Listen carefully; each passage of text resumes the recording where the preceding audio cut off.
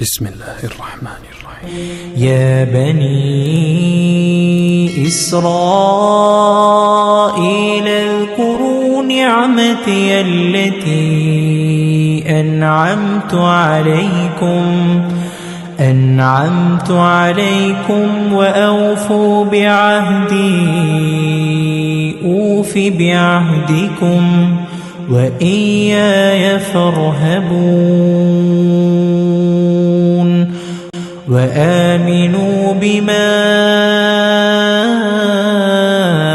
أنزلت مصدقا لما معكم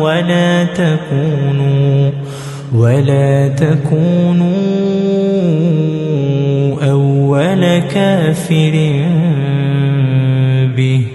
ولا تشتروا بآياتي ثمنا قليلا وإياي فاتقون ولا تلبسوا الحق بالباطل وتكتموا الحق وأنتم تعلمون وأقيموا الصلاة وآتوا الزكاة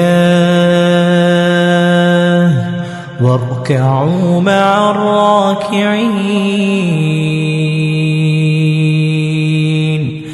أتأمرون الناس بالبر وتنسون أنفسكم وأنتم تتلون الكتاب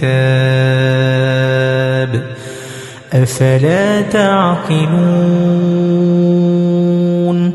واستعينوا بالصبر والصلاة وإنها لكبيرة إلا على الخاشعين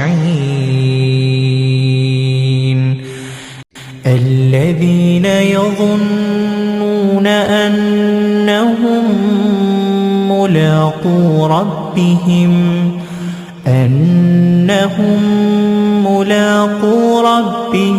وأنهم إليه راجعون.